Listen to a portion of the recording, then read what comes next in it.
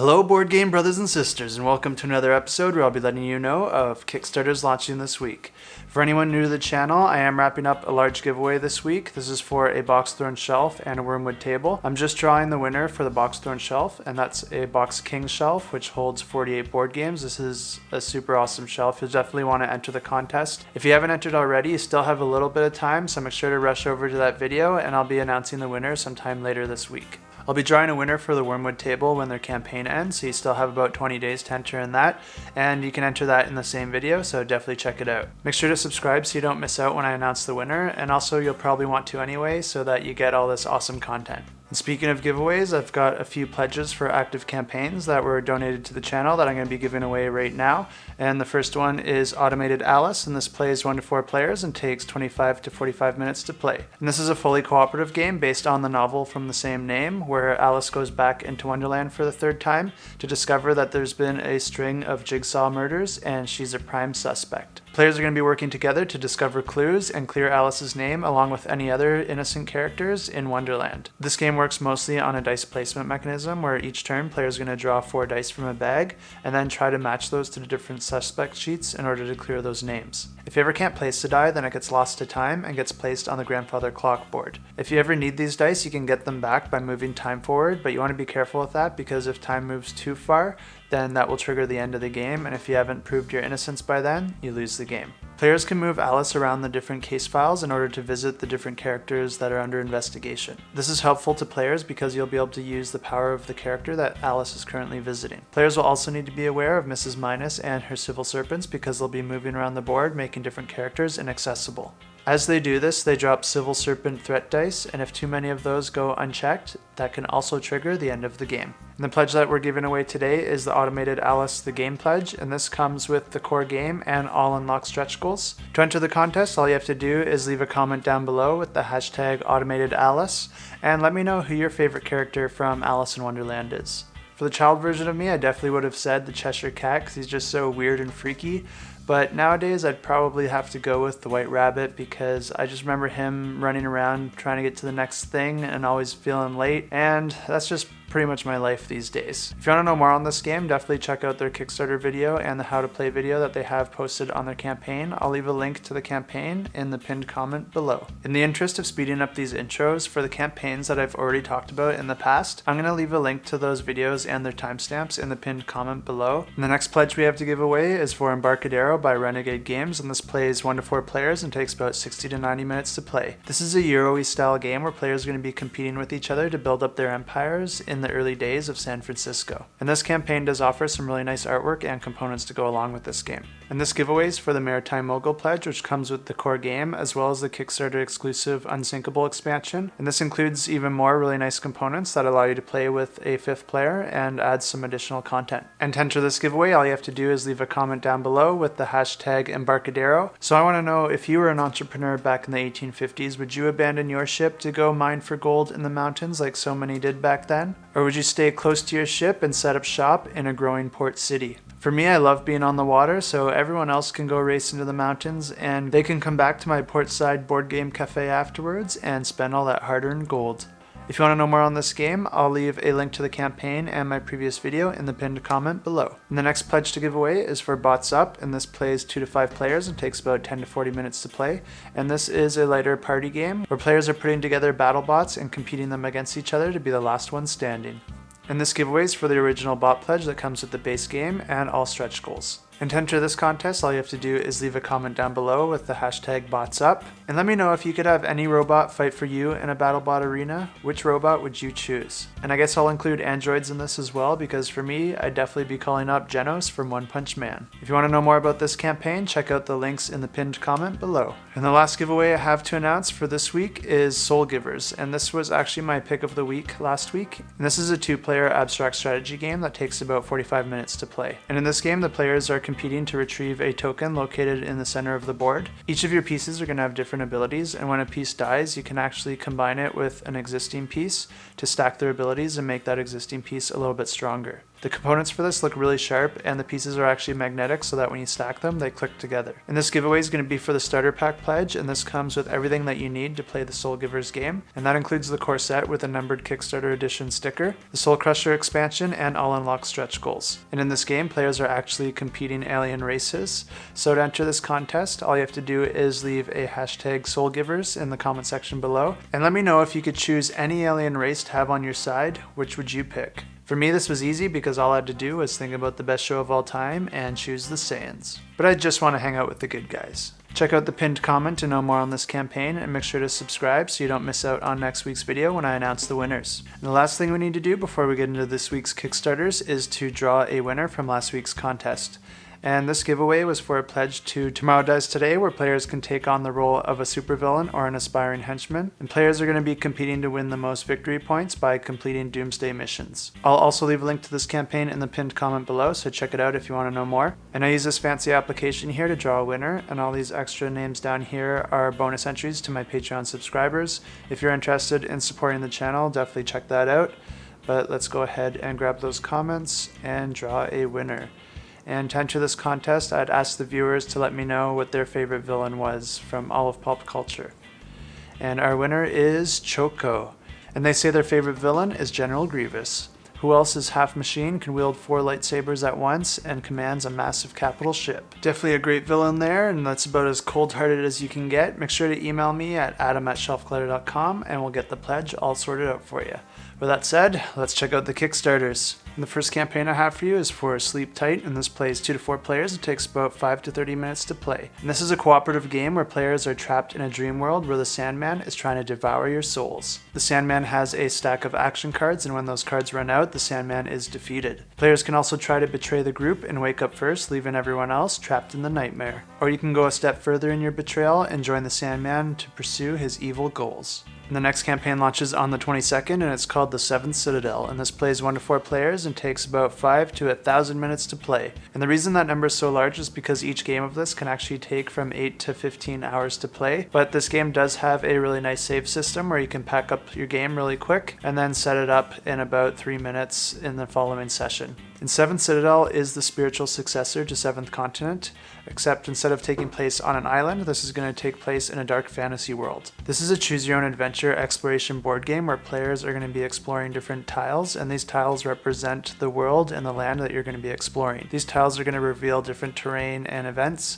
and it's going to be up to the players to decide how they want to move forward with the given circumstances. Tougher decisions are going to require you to have special items to help you along the way, or you're going to have to push your luck a little further to try and reach that without those items. It says here that 7th Citadel is inspired from the Fighting Fantasy book series. I didn't realize that this was inspired by a book, but if you've read that series, leave a comment down below and let us know what you thought of it. 7th Continent was a pretty brutal game because the island was actually quite hard to survive on, and when you did die, you actually were supposed to reset your whole campaign and start over again. 7th Citadel is going to be a little bit different because they're going to be focusing more on the adventure aspect and less on the survivability. I really like the lack of narrative in 7th Continent because the tidbits of information on the different cards allow you to sort of piece things together as you went along. It does look like 7th Citadel is going to have more narrative than 7th Continent, and it looks like they're going to be providing a separate book that provides that dialogue. I'm pretty sure I read that somewhere, but I couldn't find my source, so don't quote me on that. But one thing I do know is this is going to be my pick of the week, and I'm picking this one for a few reasons. The first reason is solely based on my experience with 7th Continent, and even if you don't like that style of game, you'll definitely respect it because it's one of the most ambitious games that I've ever played. There's a lot of content with 7th Continent, and the designers definitely did something that was never done before when they created this game. So it's pretty amazing to me that I've never once found a bug or issue that broke the game. I went all in on all the previous content, and I haven't played it all, but I can definitely say that it does not feel like an overwhelmingly large amount of content, and I am confident that I will end up playing through all the different campaigns. One thing I didn't like about 7th Continent is that if you died, you're actually supposed to restart the campaign, and I'm just going to say that if I ever played that way, I would stop playing this game pretty quickly.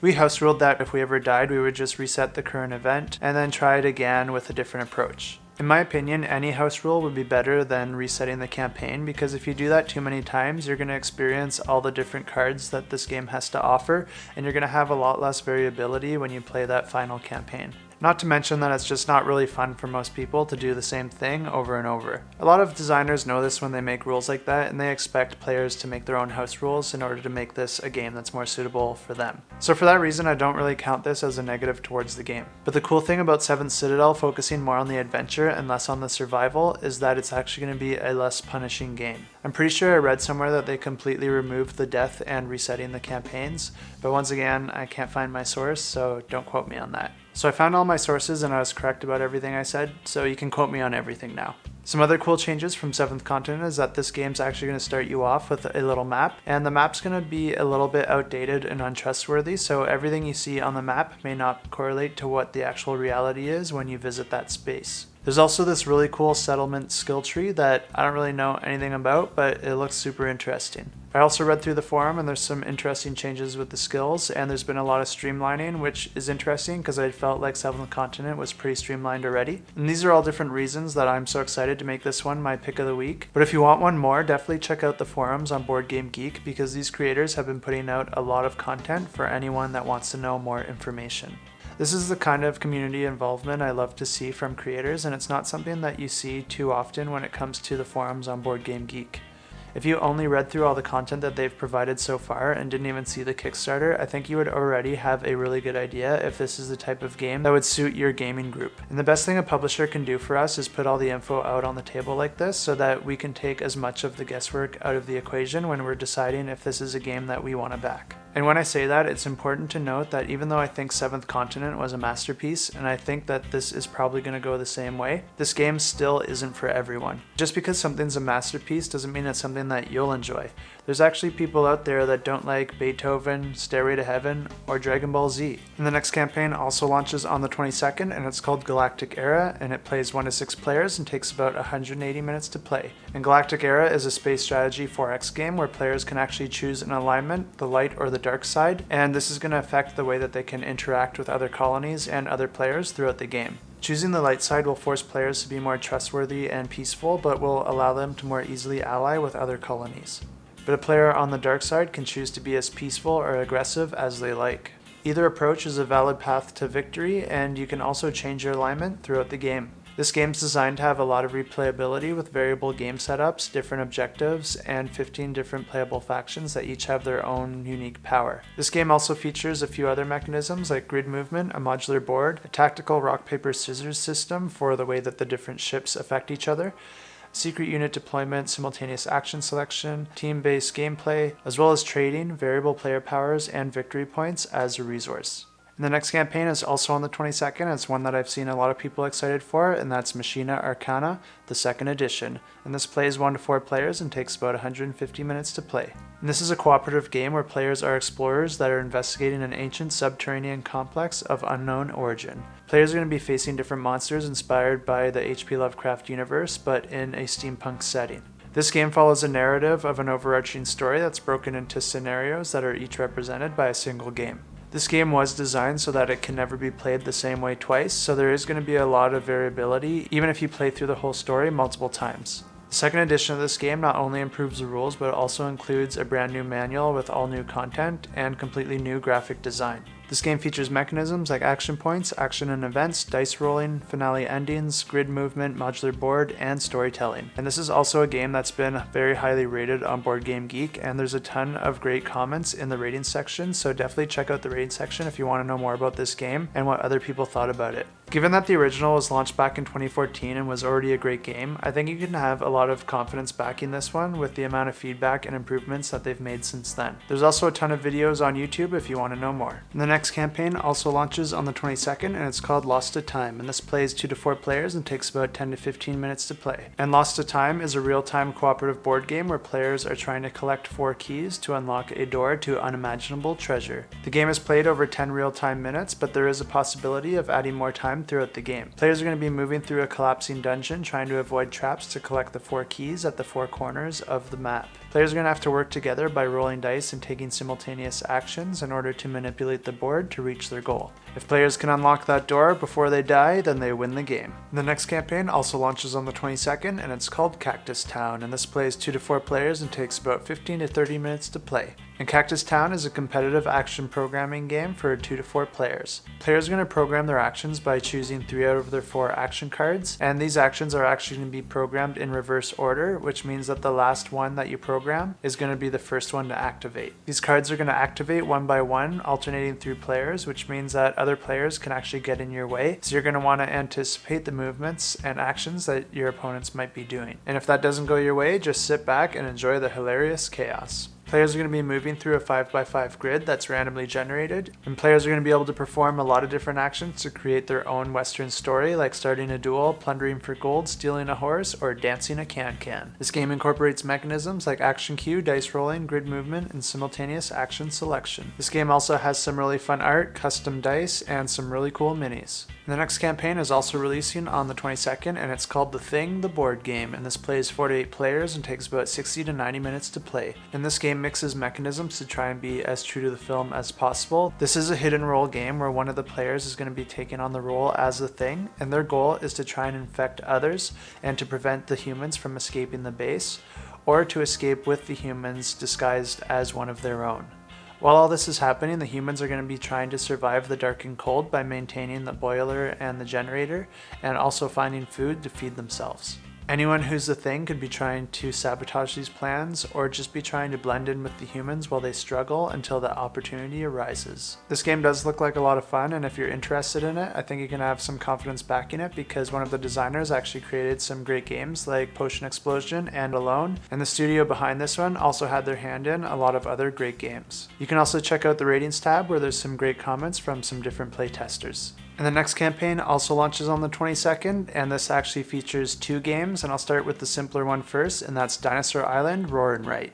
And this plays 2 to 4 players, and I'm gonna guess takes about half an hour to play. And this is a roll and write version of the game Dinosaur Island. And I don't expect that this is going to play very similar to Dinosaur Island. I think it'll just share some different mechanisms and the theme, because Dinosaur Island is quite a large game, and roll and writes tend to be a little bit more short and sweet. And they also say here that this is a unique game, so I think that justifies my statement. And this is a game where players are going to draft different dice and then use those dice as workers in a worker placement phase. I assume this is going to grant you different attractions, and those attractions are going to be in the form of polyominoes, and it's going to be up to you to fit all those attractions and dinosaurs into your park while building roads and routes to the exits for bonus points. Players with the most points at game end wins the game. And the big one also included in this campaign is called Dinosaur World, and it plays 2 to 4 players and takes 60 to 120 minutes to play. And this game actually takes place after Dinosaur Island, where the presence of dinosaurs in the modern world has become more of public knowledge. With the science of developing these dinosaurs becoming more available, more and more theme parks are popping up, and of course, yours is one of them. Each round you're going to be acquiring new workers, spending those workers to take public actions, build your park and acquire DNA, and spend further workers to take private actions improving that park. That description so far sounds very similar to Dinosaur Island, but you can actually see from some of these teaser images that there's an extra column added to the player board with a tire on it. And the theme park actually looks a lot different, using these pentagon tiles that look like they get locked together into this larger tile that I can only assume is your starting tile. There's also a completely different phase here where you're going to be driving your Jeep through your park and experiencing all that you've built for yourself. Although this sounds like it borrows a few mechanisms from Dinosaur Island, I do think it's going to play very differently. And one of the designers actually came out and said that really the only similarity between the two is that you're grabbing DNA and making dinos. Everything else is going to be completely different. And one other thing that you may not know about this game is that it's also my pick of the week. Yep, I'm going to have 2 picks this week. It's absolute anarchy, I know.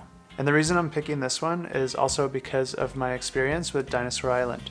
I have all the previously released content for Dinosaur Island except for the Space Raptor that was a promo released with another one of their games that I was less interested in.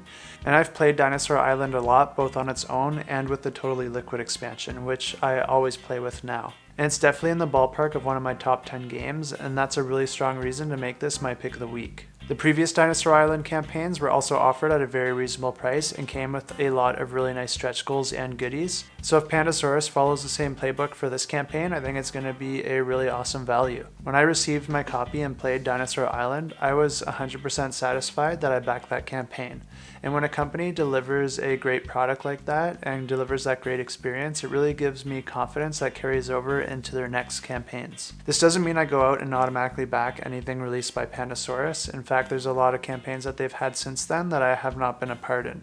But when a company that's earned my trust is delivering something that I think I'll like, it sure makes that decision a lot easier. The next campaign also launches on the 22nd, and it's called 𝗚𝗺𝗟 Swords of the Coin, and this plays 1 to 4 players and takes about 60 to 75 minutes to play. And this is both a standalone game and an expansion that can be mixed in with the original game, 𝗚𝗺𝗺. And if you're unfamiliar with the original game, 𝗚𝗺𝗺 is a cooperative game where you must combat creatures at 9 locations while keeping your campfire burning. Every round you visit a new location and pick an adventurer to rest and take actions at the camp. The adventurers on a watch need to clear a line of creatures with their dice and abilities. Swords of the Coin builds upon this by adding some new twists centered around collecting coins and trading them with a merchant. The items you buy from the merchant will be very powerful and will help the entire team as they try to fight off the creatures and keep that flame alive. Also on the 22nd, we have Hogs of War, the miniatures game, and this plays 1 to 4 players and takes about 60 to 90 minutes to play. In this game, players are going to be recruiting different types of hogs that you might remember from the original card game. You're going to build a base to secure your economy, and you'll also be able to build some tanks, biplanes, and airships to help you in the battle. This game features 80 miniatures, a polyomino building upgrade system, a campaign mode with 5 core missions, as well as co-op and solo game modes, out-of-the-box terrain including mountains, forests, roads, and rivers, and hundreds of tokens, deployables, custom dice, and more. This game is going to feature mechanisms like an action queue, alliances, hidden movement, king of the hill, a modular board, push your luck, variable setup, and worker placement. The last game I have for you is launching on the 25th, and it's called Dangerous, and this plays 2 to 4 players and takes about 20 to 30 minutes to play. And in this game, the world is about to end, but nobody's quite sure how. It's up to the players to try and save as many innocent lives as possible, and the player with the most wins the game. To do this, players are going to have to outsmart their opponents and deduce which apocalyptic predictions are true and which ones are false. Each player is going to have incomplete information, but if you look closely at what your opponents are doing, you might be able to use that to piece together the puzzle and figure out which apocalyptic event's going to be happening next. So this has been a really long but exciting episode. There's been a lot of games launching this week, and if you like what I'm doing here, make sure to hit that like button and be sure to subscribe because I post these each week. And if you really want to help out the channel, check out my Patreon because it's really the best way to show your support. That's all I have for now. Until next time, keep that shelf cluttered and the table full.